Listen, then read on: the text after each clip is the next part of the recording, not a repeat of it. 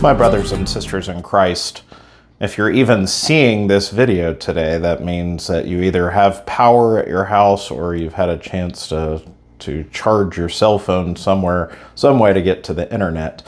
But I hope that this reflection video this morning finds all of you here in the Houston community safe and sound, hopefully without too much destruction on your premises.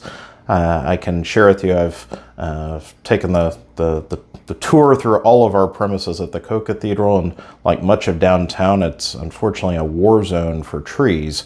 The destruction of trees everywhere is immense, but our facilities are safe and sound, and I pray that the same is for your homes as well, but most of all, that you and your families are safe.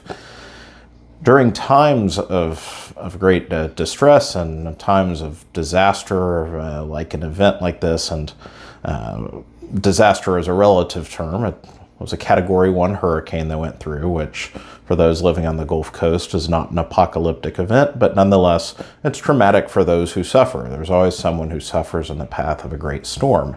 And so during times we find ourselves when our lives or livelihoods are threatened, turning all the more fully to God, praying for his protection. And of course, the question this begs is, why only then do we do so? And today's readings challenge us with this hypocrisy of heart that we all too often have. In the first reading, we hear of all the ways in which Israel has followed false gods or put their trust in things that have no power to save them. And yet, in the gospel, we see that in the face of the power of Jesus, there is the doubt. Some people are amazed at what he does, while, of course, the Pharisees say that it's by the power of the devil that he casts out demons. And Jesus' heart hurts. He looks out and says, the people are like sheep without a shepherd. Send more laborers into the harvest, he prays. And that is a prayer for more people faithfully to respond to the grace of God, to go to work in the vineyard of the Lord. And that means you and I. That's not just a prayer for priests or vocations. That's a prayer for faithful discipleship on our parts. And so we need to ask ourselves, where are the places, and perhaps we don't think of it in this language. Maybe we don't think of them in terms of idols or things that we trust to save us. But where are the things we put our time, our energy, or our confidence into?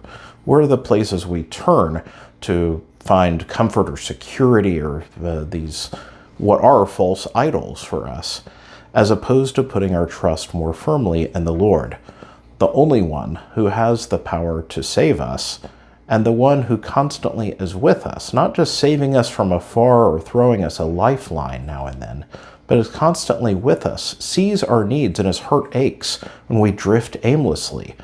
The shepherd wants us to be safe in the sheepfold. And so, times like this, we give thanks that, for a storm that was bad for some, but certainly could have been worse. We give thanks that most people are safe.